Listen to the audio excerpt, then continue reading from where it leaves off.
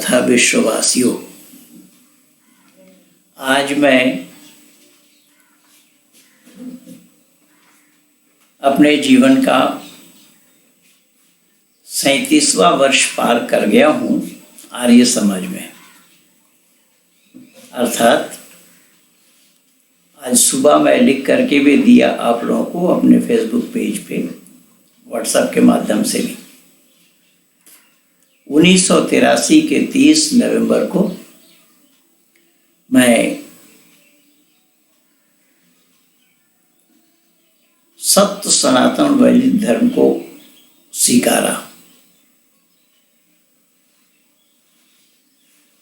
गुरुकुल इंद्रप्रस्थ के संचालक स्वामी शक्तिवेश जी के माध्यम से मैं वैदिक संस्कृति को पाया, वैदिक संस्कृति को जाना। उन दिनों में मैं हिंदी जानता भी नहीं था। उर्दू वाली सत्या प्रकाश मुझे गुरुकुल इंद्रप्रस्थ के माध्यम से भेंट दिया गया, जो मैं अपनी पुस्तक में भी लिखा हूँ, मस्जिद से यशाला की ओर पुस्तक का नाम है। मैंने 25 जगह मुस्लिम इंस्टीट्यूट में सत्या प्रकाश को बेस करके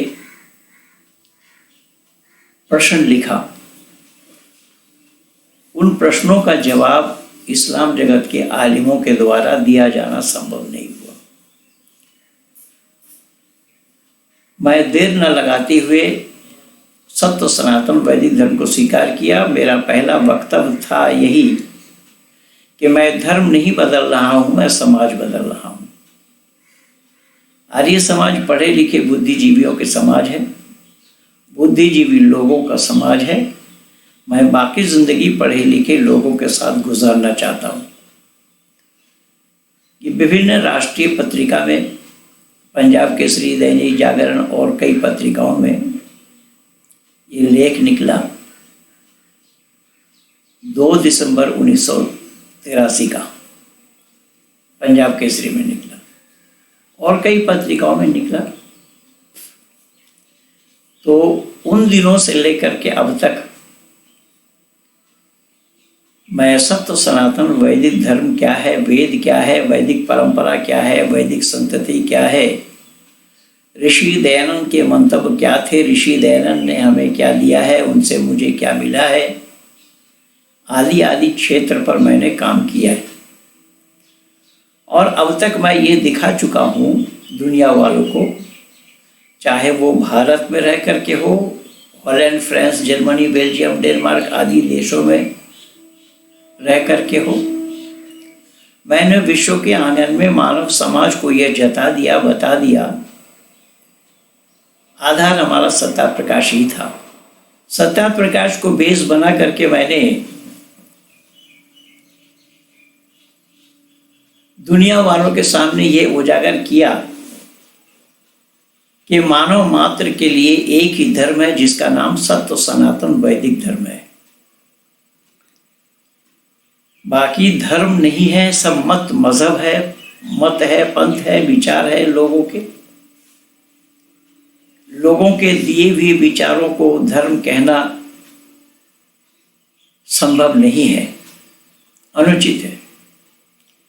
और इसका सारा प्रमाण ऋषिवर देव दयानंद ने अपने अमर ग्रंथ सत्या प्रकाश के अंदर में प्रथम समुल्लास से लेकर के 10 समुल्लास तक मानव जीवन में क्या करना, क्या नहीं करना, खाने पीने, उठने बैठने, लिखने पढ़ने से लेकर के जन्म से मृत्यु पर्यंत तक सब कुछ दर्शाया है मानव मात्र के लिए।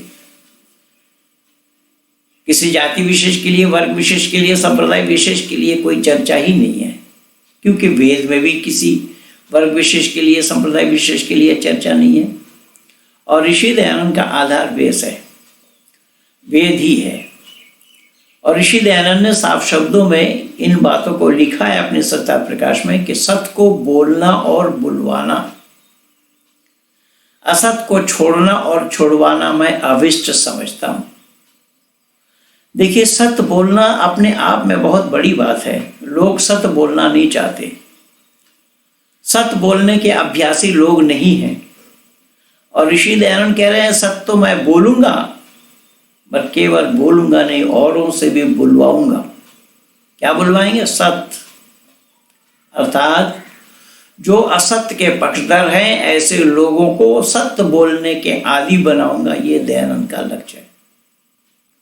और असत को छोड़ूंगा और छुड़वाऊंगा। असत को छोड़ना और छुड़वाना, असत अपने आप में छोड़ दे बहुत बड़ी बात है, लेकिन दूसरों से छुड़वाना ये बहुत कठिन काम है, जो आर्य समाजी कहला करके भी नहीं छोड़ पाए। यद्यपि ऋषि दयानंद के अनुयायी वो कहते हैं, ऋषि दयानंद के संस्था में बैठे हुए हैं, पर ऋषि दयानंद ने जो बोला है उसको आचरण में नहीं लाए ये लोग। ये तथाकथित आर्य समाजी जिनको मैं बोला हूँ, जिनको मैं लिखा भी हूँ, तथाकथित आर्य समाजी बनाम रट्टू तोता। और ऋषि दयानंद ने रट्टू तोता जैसे रटाया इन लोगों को, लेकिन ये सत्य से विमुख है, सत्य से कोसों दूर है। और सत्य से कोसों दूर होने का बहुत सारा प्रमाण मैं भी इकट्ठा करके दिया हूँ। कहीं अलगाववादी नेताओं के साथ बैठ करके कोई फोटो खिंचवा रहे हैं, पाकिस्तान जिंदाबाद का नारा लगा रहे हैं, उनके साथ खड़े हैं, और उनके चेला चमुंडों ने कभी भी इसका विरोध नहीं किया। एक महेंद्रपाल आर्य को छोड़ करके विरोध करने वाला कोई नहीं रहा। खैर, तो मैंने निवेदन किया कि ऋषि वरदेव दयानंद के सत्यार्थ प्रकाश को जो मैं पढ़ा, पाया, देखा, मैंने मुस्लिम इंस्टीट्यूटों में उसको आधार बना करके सवाल लिख लिख करके भेजा। मेरे सवालों को छूना तो दूर की बात, जवाब देना तो दूर की बात, छू करके भी नहीं देखा। और मैं ऊपर में लिखा उन्जुर इला मा क़ाला वला तंजुर इला मन क़ाला। अरबी में लिखा, मैं कौन कह रहा हूँ मुझे न देखें, मैं क्या कह रहा हूँ उस पर विचार करें। जवाब किसी ने नहीं दिया सवालों का, टरकाया मुझे कि आप इस काबिल नहीं कि सवाल का जवाब दिया जाए, आप ईमान से हाथ धो बैठे हैं, आप मुर्दित हो चुके हैं, आदि आदि ये सब बोला। पर सत्यार्थ प्रकाश पर जो आक्षेप ये लोग करते हैं कई बार मैं देखा, लेकिन सत्यार्थ प्रकाश के लिए मैं आज दो टूक में आप लोगों को बताने के लिए ही पुरानी बातों को छेड़ा हूं कि अब तक इन 37 वर्षों में इस सत्यार्थ प्रकाश को सामने रखकर बहुत सारे इस्लाम जगत के आलिमों से, विद्वानों से मेरा डिबेट हुआ है। चाहे कुरान का हिंदी अनुवादक मौलाना फारूक खान से हो, जिनके साथ 2004 के 1 अगस्त को खारी बावली, दिल्ली के खारी बावली नया आर्य समाज में उनके साथ डिबेट हुआ था। मैंने 4 सवाल किया, एक को भी उन्होंने छू करके भी नहीं देखा। तारिक जमील के साथ देखिए, तारिक मुर्तजा के साथ देखिए, और कई लोगों के साथ, गयासुद्दीन के साथ देखिए। मेरा अब तक 16 डिबेट हो चुका है, और इनमें इन डिबेटों के माध्यम से मैंने दुनिया वालों को यह बता दिया, जता दिया कि ऋषि दयानंद ने सत्यार्थ प्रकाश में जो आक्षेप किया है 14 समुल्लास में, उस पर जवाब देने के लिए मुसलमानों के पास, इस्लाम जगत के आलिमों के पास कोई जवाब नहीं है। यद्यपि लिख करके दिया था मौलाना सनाउल्लाह ने हक प्रकाश, जबकि हक सत्यार्थ प्रकाश में लिखा कुछ गया है और हक प्रकाश में लिखा कुछ गया है। सवाल क्या है और जवाब क्या दे रहे हैं। जैसे मेरा भी है, इस्लाम जगत के विद्वानों से कतिपय प्रश्न सही जवाब मिलने पर इस्लाम स्वीकार, ये मैं आज से लगभग 30 वर्ष पहले लिखा था, और उसका जवाब मुशफिक सुल्तान ने देने का प्रयास किया, लेकिन सवाल मेरा कुछ है, वो जवाब कुछ और दे रहे हैं, और वो वेद पर आक्षेप कर रहे हैं। मेरा सवाल जब नहीं दे पाए जवाब, मेरे सवालों का जवाब ना दे पाए और ना दिया जाना संभव है, मैं कयामत तक समझ दे रखा हूं। सवालों का जवाब दिया जाना सत्यार्थ प्रकाश में ऋषि दयानंद ने जो तर्क दिया है, जो समीक्षा की है, इसका जवाब देना इस्लाम जगत के विद्वानों से हो या ईसाई जगत के विद्वानों से हो, पौराणिक जगत के विद्वानों से हो, चारवाक वालों से हो, बौद्धिस्ट वालों से हो, जैनियों से भी हो, जितना भी समीक्षा 11, 12, 13 और 14 सब उल्लास में ऋषि दयानंद ने जो दर्शाया है उसका जवाब देने के लिए इन लोगों के पास ताकत नहीं है। और एक जीता जागता प्रमाण मैं साक्षी के रूप में आप लोगों के बीच में उपस्थित हूं कि इसी सत्यार्थ प्रकाश पर बैन लगाने का प्रयास बहुत पहले से होता आया है। सिंध में सबसे पहले इस पर बैन लगाने का प्रयास किया गया था और वो केस जीता आर्य समाज ने, सत्यार्थ प्रकाश पर बैन नहीं लगा पाए।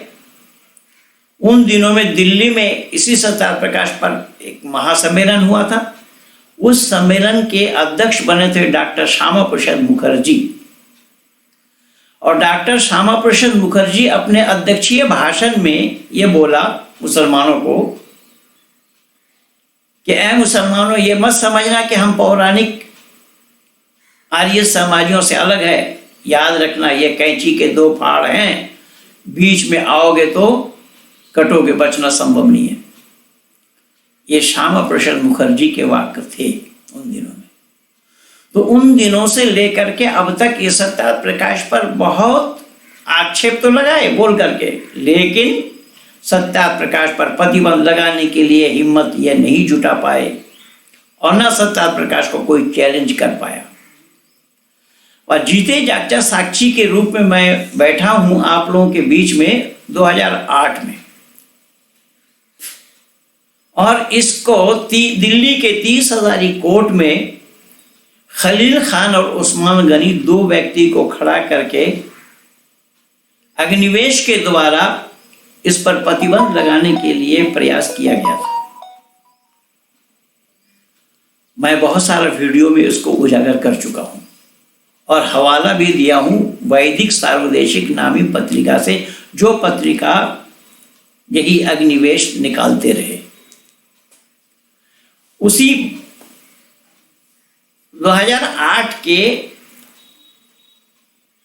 जुलाई अंतिम और अगस्त प्रथम के वैदिक सार्वदेशिक पत्रिका को देखेंगे तो उसमें पा जाएंगे। मुझ पर भी उन्होंने बहुत आक्षेप लगाया, मुझे निशाचर लिखा,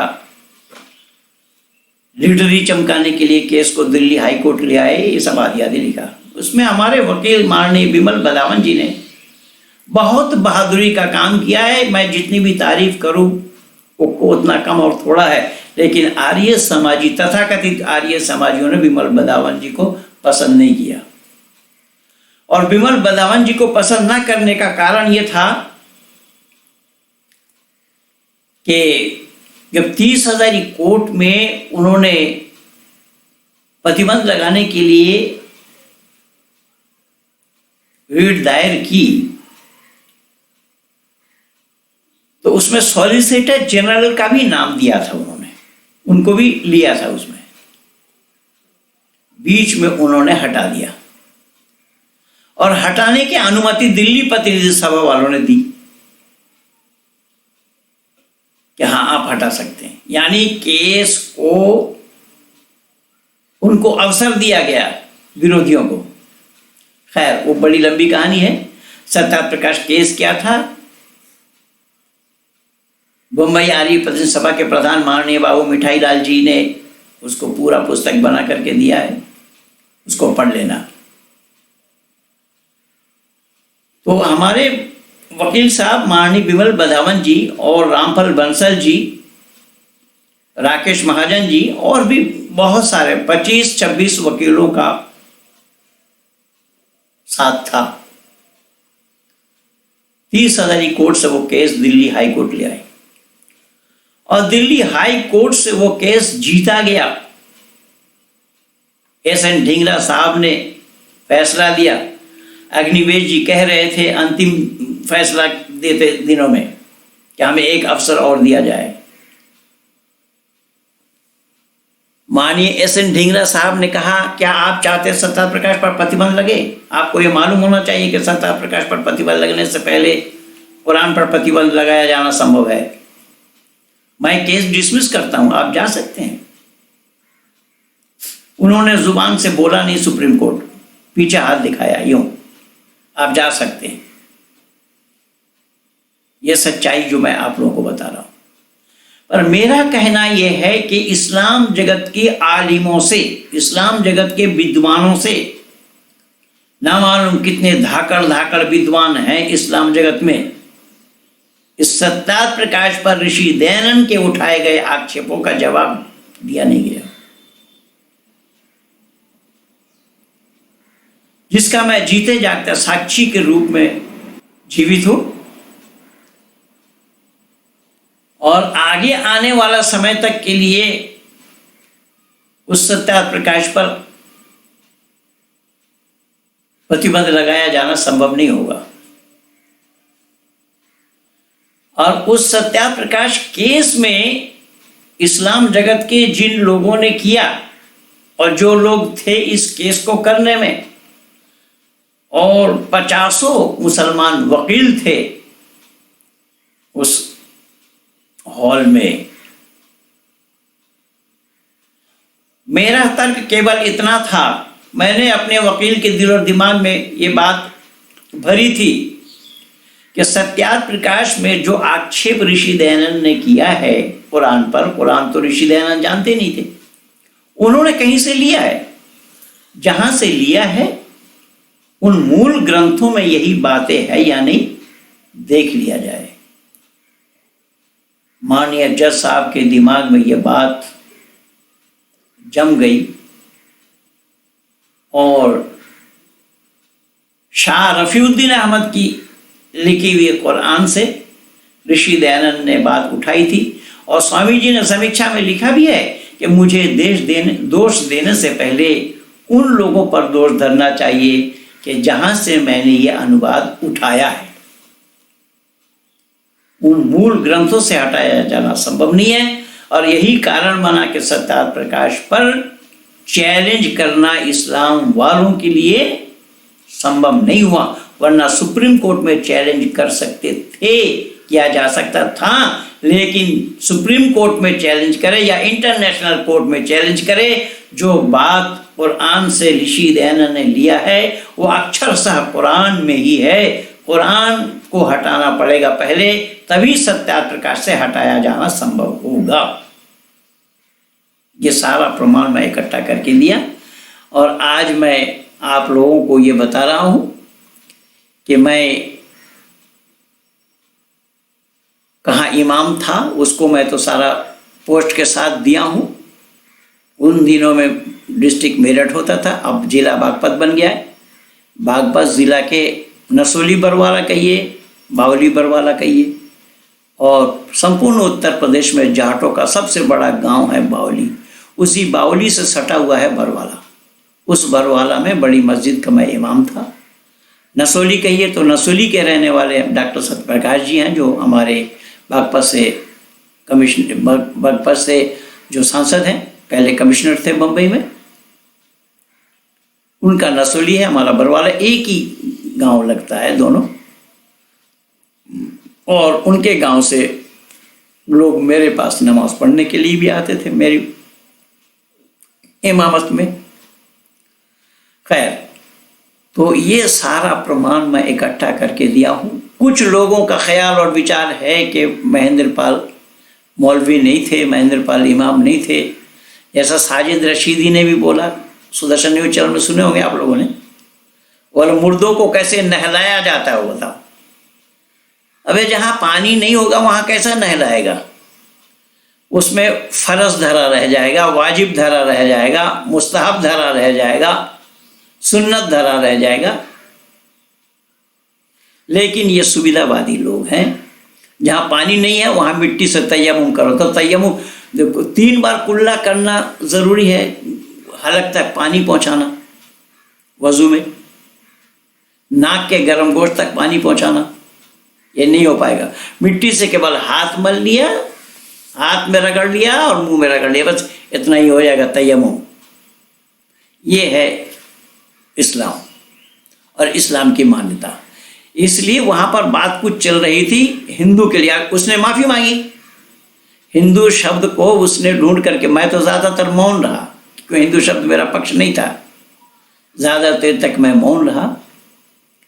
लेकिन कहने का तात्पर्य मेरा यह है कि मेरे ऊपर जो लोग आक्षेप लगाते हैं, जो लोग बताते हैं कि ये इमाम नहीं थे और ये थे वो थे, तो उसका सारा प्रमाण मैं इकट्ठा करके दिया हूँ। इसलिए मैं 2 टुक में ये बता देना आप लोगों को उचित समझा, और मैं इसमें भी प्रमाण दे दूंगा कि वो कौन कौन से प्रमाण थे मेरे पास।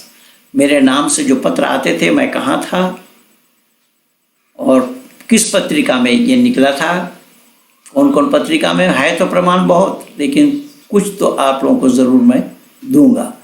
मैं चाहूँगा कि सत्यार्थ प्रकाश पर अगर आर्य समाज के अधिकारीगण चाहते होते, सत्यार्थ प्रकाश को लेकर के इस्लाम जगत को चुनौती दे सकते थे। आज इस भयावह स्थिति में अगर आर्य समाज इस बीड़ा को उठा लेते होते, जो एक कार्टून बनाने वाले को, एक कार्टूनिस्ट को हत्या कर रहे हैं और मुनव्वर हुसैन कह रहे हैं कि ठीक हुआ, हमारे बाप दादा का कोई, अरे जबकि वो कार्टून ओरिजिनल तो है नहीं, फोटो जब दुनिया में नहीं है तो कार्टून कहाँ से पाया? वो तो नकली कार्टून था, नकली फोटो था। ये जो जुनून इस्लाम वालों का है, और इस्लाम वाला ये दावा करते हैं कि कुरान कलामुल्लाह है, आर्य समाज को इस पर चैलेंज कर देना चाहिए था इस्लाम वालों को। लेकिन आर्य समाज के लोग चैलेंज करते क्यों और कैसे? ये तो अनभिज्ञ हैं, ये तो सब लिख लोड़ा पढ़ पत्थर बैठे हैं, ये कुरान का कहा नहीं जानते, सत्यार्थ प्रकाश को भी पूरा पढ़ करके नहीं देखा होगा। ये तो सब स्वार्थी तत्व लोग हैं, स्वार्थी तबके के लोग हैं। किसी ने मिठाई की दुकान खोल दी ऋषि दयानंद भवन में, और कोई सांप जैसा कुंडली मार करके बैठे हैं। सब जगह कब्जा जमाए हुए हैं। आर्य समाज की जितनी संपत्ति हैं, किसी के कब्जे में कुछ है, किसी के कब्जे में कुछ है। ये कब्जा करने वाले सब आर्य समाजी हैं। इसीलिए जो काम करना चाहिए था वो काम इन लोगों से नहीं हुआ। मैं 1983 से लेकर के अब तक मेरे से जो हुआ, मैं वही काम किया हूँ, कर रहा हूँ। आप लोगों के बीच में अपनी बातों को पहुँचाने में सामर्थ्य हूँ। परमात्मा की असीम अनुकंपा है कि आज तक जितना भी डिबेट मेरा हुआ है, जिनके साथ हुआ, वो सब मुंह के बल गिरे हैं। मेरे से कोई जीत नहीं पाया और जीतना संभव भी नहीं है। तो आप सभी आर्यजनों को एक बार अंगड़ाई लेनी चाहिए कि इस्लाम जगत हो, ईसाई जगत हो, खुले मंच पे इनको डिबेट के लिए चुनौती दिया जाए। खुले मंच पे आए, कुरान कलामुल्लाह है या बाइबल ईश्वरीय ग्रंथ है, इसको सिद्ध करने के लिए। और मैं बता देता हूँ, कुरान वालों से पहले कुरान पर चर्चा होगी, बाइबल वालों से पहले बाइबल पर चर्चा होगी। ये दोनों किताब सिद्ध ना होने की दशा में वेद का नंबर आएगा। वेद ईश्वरीय ज्ञान क्यों है, उसका सारा प्रमाण इकट्ठा करके देंगे। मैं अधिक ना बढ़ता हुआ इन्हीं शब्दों के साथ अपने वाणी को यहीं पर विराम दे रहा हूँ। मैं कहाँ का इमाम था, वो सारा प्रमाण मैं आप लोगों को दे रहा हूँ। और आप लोग ये भी जानते हैं कि जाकिर नाइक का पर्दाफाश मेरे द्वारा हुआ है। तो जाकिर नाइक को भारत से निकालने का काम सुदर्शन न्यूज चैनल के माध्यम से हुआ है। ऐसे सुदर्शन न्यूज चैनल के माध्यम से और भी बहुत सारा काम हुआ है। तो ये वीडियो अच्छी लगे, आप लोग ज़्यादा से ज़्यादा शेयर कीजिए, लाइक कीजिए, सब्सक्राइब कीजिए, आइकन बेल दबाना ना भूलना। इन्हीं शब्दों के साथ मैं अपने वाणी कहीं पर विराम दे रहा हूँ। कोई आए डिबेट के लिए, स्वागत है उनका, आ सकते हैं। पहलवान धर्मवीर जी से संपर्क करिए। और ग्रेटर नोएडा सूरजपुर आर्य समाज में मैं बता रखा हूँ, खुला दरबार है, खुली चुनौती है। ग्रेटर नोएडा सूरजपुर आर्य समाज के प्रांगण में हम डिबेट के लिए तैयार हैं। जो आए पहले लिखित रूप में दे, स्टैम्प पेपर में लिखा पढ़ी करके ही हम डिबेट करेंगे। दिल्ली के 30 हज़ारी कोर्ट में के ब्लॉक के 154 नंबर चेंबर में, जो हमारे कानूनी सलाहकार हैं माननीय एस के वशिष्ठ जी के चेंबर में बैठ करके हम कागज़ तैयार करेंगे जो जीतेंगे उनकी बातों को सर्वमान्य होगा, उनकी बातों को मानना पड़ेगा। अगर इस्लाम वाले जीतते हैं तो मैं भी इस्लाम स्वीकार कर लूँगा, और मैं ही नहीं, मेरे साथ जितने भी होंगे सबको इस्लाम स्वीकार करना पड़ेगा। अगर ईसाई हरा देते हैं तो सब ईसाइयत को स्वीकार कर लेंगे, और ये दोनों हार जाते हैं तो सत्य सनातन वैदिक धर्म को स्वीकार करना पड़ेगा। ये 2 टुक में मेरी खुली चुनौती है। इन्हीं शब्दों के साथ कहिए भारत माता की जय।